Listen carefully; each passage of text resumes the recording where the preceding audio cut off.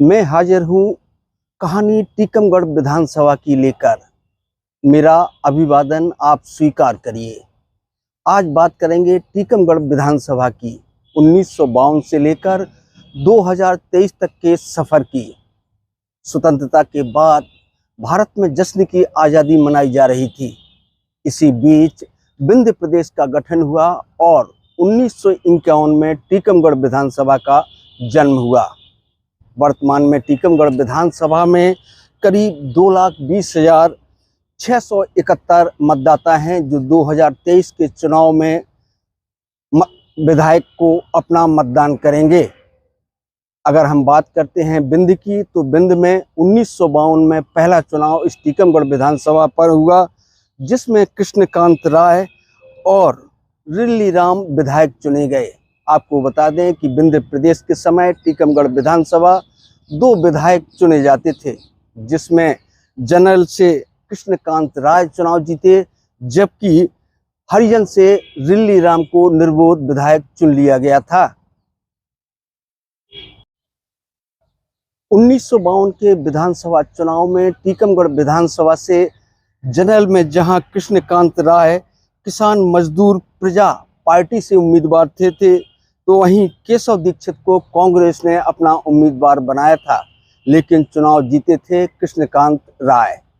1 नवंबर 1956 को मध्य प्रदेश गठन के बाद टीकमगढ़ विधानसभा विंध्य से निकल करके मध्य प्रदेश का हिस्सा हो गई और चुनाव हुए वर्ष 1957 में। 1957 के चुनाव में यह सिंगल सीट कर दी गई और इस विधानसभा पर मुख्य मुकाबला हुआ रामकृष्ण मिश्रा कांग्रेस और फूलचंद भदौरा सीपीआई के बीच। रामकृष्ण मिश्रा को कांग्रेस से 8,534 मत मिले, जबकि फूलचंद भदौरा जो सीपीआई से चुनाव लड़ रहे थे, उनको 4,082 मत मिले और विधायक चुने गए रामकृष्ण मिश्रा। इसके बाद आता है 1962 का दौर। 1962 में यानी कि टीकमगढ़ विधानसभा से ज्ञानेंद्र सिंह स्वतंत्र निर्दलीय रूप में चुनाव लड़े और उनके सामने थे कांग्रेस के पीताम्बर अधौरबी। अगर 1962 की बात करते हैं, तो यहाँ से निर्दलीय प्रत्याशी ज्ञानेंद्र सिंह चुनाव जीत गए। ज्ञानेंद्र सिंह को कुल 30,164 मत मिले, जबकि पीताम्बर अधौरबी को 27,181 वोट मिले। टीकमगढ़ के वरिष्ठ पत्रकार राजेंद्र अधौरबी कहते हैं कि उस समय का जो स्वतंत्रता के बाद चुनाव हुआ, उस समय प्रत्याशी की छवि और पार्टी प्रमुख होती थी। उस समय मुद्दे नदारद थे। प्रत्याशी की ईमानदार छवि को ही मतदान लोग करते थे और विधायक चुनते थे। 1967 के विधानसभा चुनाव में टीकमगढ़ विधानसभा से अब ज्ञानेंद्र सिंह कांग्रेस में शामिल हो चुके थे, तो कांग्रेस पार्टी ने उन्हें अपना प्रत्याशी बताया, जबकि सरदार सिंह जन कांग्रेस से चुनाव लड़ रहे थे। जीत हुई ज्ञानेंद्र सिंह की। ज्ञानेंद्र सिंह को 1967 में 18,960 मत मिले थे, जबकि सरदार सिंह को 4,673 वोट मिले थे। यह बहुत दूर था जब इंदिरा ने राजाओं के विशेष अधिकार समाप्त कर दिए थे। इंदिरा गांधी द्वारा राजाओं के विशेष अधिकार समाप्त करने के बाद 1972 में चुनाव होता है, जिसमें मुख्य रूप से मुद्दा रहता है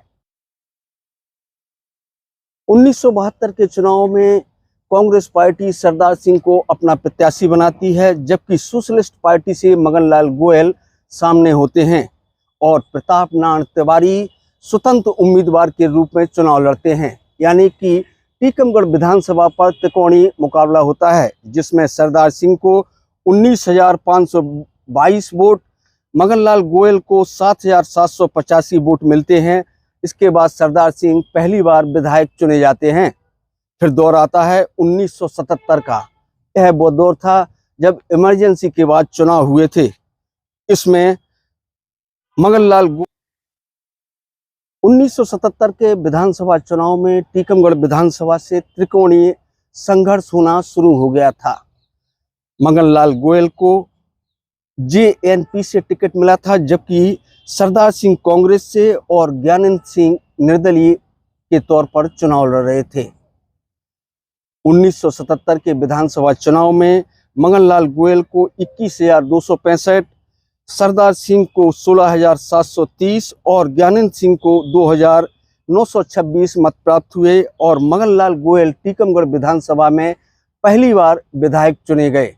इसके बाद दौर आता है 1980 का। यह मध्यावधि चुनाव हुआ था जिसमें गोविंद नारायण की सरकार गिर गई थी और इसके बाद मध्यावधि चुनाव हुए थे जिसमें टीकमगढ़ विधानसभा से सरदार सिंह को कांग्रेस ने और मंगनलाल गोयल को बीजेपी ने अपना प्रत्याशी बनाया। यह वो दौर था जब लोग अपनी मूलभूत आवश्यकताओं पर बल देने लगे थे और विधानसभा चुनाव में मूलभूत सुविधाओं के लिए मुद्दे भी बनने लगे थे। इस चुनाव में सरदार सिंह को 24,184 मत, मंगनलाल गोयल को 10,178 मत मिले, यानी कि सरदार सिंह दूसरी बार टीकमगढ़ विधानसभा से विधायक चुने गए। 1983 में टीकमगढ़ विधानसभा में उपचुनाव होता है। वजह थी तत्कालीन विधायक सरदार सिंह की मौत।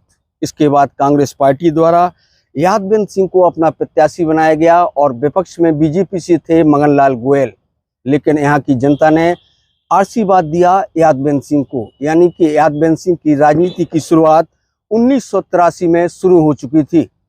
इसके बाद आता है 1985 का चुनाव। 1985 में कांग्रेस ने पुनः यादवेंद्र सिंह को अपना प्रत्याशी बनाया, जबकि दूसरे नंबर पर रहे सीपीआई के प्रताप नारायण तिवारी। यादवेंद्र सिंह को 32,887 मत मिले, वहीं प्रताप नारायण तिवारी सीपीआई को 10,211 मत प्राप्त हुए थे। इसके बाद आता है 1990 का दशक। 90 का दशक बुंदेलखंड के लिए विशेष मायने रखता है। उस समय शिक्षा, स्वास्थ्य और रोजगार को लेकर के लोग विधानसभा चुनाव में मुद्दे बनने लगे थे और शिक्षा का दीप धीरे धीरे बुंदेलखंड में जलने लगा था। 1990 में बीजेपी ने यहाँ से अपने पुराने प्रत्याशी यानी कि मंगनलाल गोयल को उतारा, जबकि कांग्रेस ने यादवेंद्र सिंह को टिकट दिया। 1990 के चुनाव की बात करें तो मंगनलाल गोयल को 25,744 वोट मिले, जबकि यादवेंद्र सिंह को 34,596 वोट मिलकर के उन्होंने विजय पताका फहराया। कह सकते हैं कि यादवेंद्र सिंह की लगातार विधानसभा चुनाव में हैट्रिक जारी थी। राम मंदिर गिरने के बाद सुंदरलाल पटवा सरकार मध्य प्रदेश से आउट हो गई और मध्यावधि चुनाव की घोषणा हो गई। 1993 में मध्यावधि चुनाव हुए जिसमें कांग्रेस ने यादवेंद्र सिंह को अपना प्रत्याशी बनाया, जबकि बीजेपी ने मंगनलाल गोयल को। लेकिन इस चुनाव में भी यादवेंद्र सिंह 44,454 मत पाकर के उन्होंने विजय पताका फहराया। इसके बाद आता है 1998 का विधानसभा चुनाव। 1998 के विधानसभा चुनाव में मंगनलाल गोयल बीजेपी से और प्रमिला जैन कांग्रेस से चुनाव लड़े, जिसमें मंगनलाल गोयल 42,080 वोट पाकर के चुनाव जीत गए, जबकि प्रमिला जैन को 32,638 मत प्राप्त हुए थे। इसके बाद आता है वर्ष 2003 का विधानसभा चुनाव। 2003 का विधानसभा चुनाव टीकमगढ़ के लिए बहुत महत्वपूर्ण रखता है, क्योंकि भारतीय जनता पार्टी ने यहाँ की बेटी उमा भारती को मुख्यमंत्री के तौर पर पेश किया था। 2003 के विधानसभा चुनाव में टीकमगढ़ विधानसभा से पूर्व मंत्री अखंड प्रताप सिंह यादव को भारतीय जनता पार्टी अपना प्रत्याशी बनाती है। वहीं यादवेंद्र सिंह कांग्रेस से बगावत करके समाजवादी पार्टी से चुनाव लड़ते हैं। मुकाबला होता है दोनों लोगों के बीच, जिसमें अखंड प्रताप सिंह यादव को 48,212, यादवेंद्र सिंह बुंदेला को 46,283 मत मिलते हैं और चुनाव जीतते हैं अखंड प्रताप सिंह। इसके बाद वर्ष 2008 का विधानसभा चुनाव आता है, जो सबको याद होगा। उमा भारती भाजपा से बगावत कर चुकी थी और उन्होंने अपनी जनशक्ति पार्टी का गठन कर लिया था।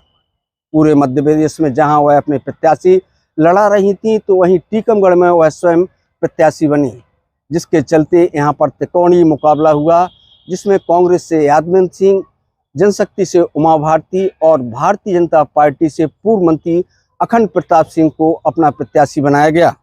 इस चुनाव में उमा भारती को कुल 27,062 वोट मिले, जबकि यादवेंद्र सिंह को 36,890 वोट मिले और यादवेंद्र सिंह विधायक चुने गए।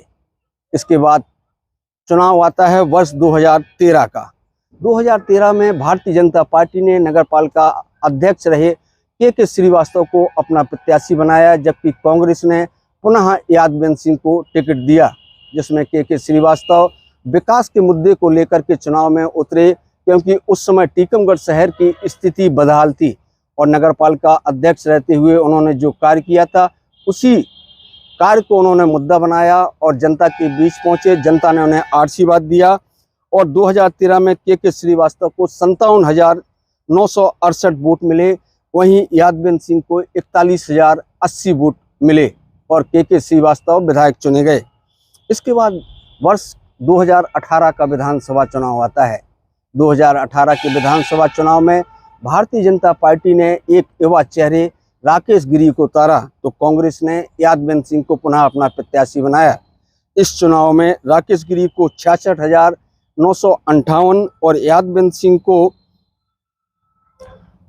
62,783 वोट मिले, यानी कि 4,175 वोटों से भारतीय जनता पार्टी चुनाव जीत गई।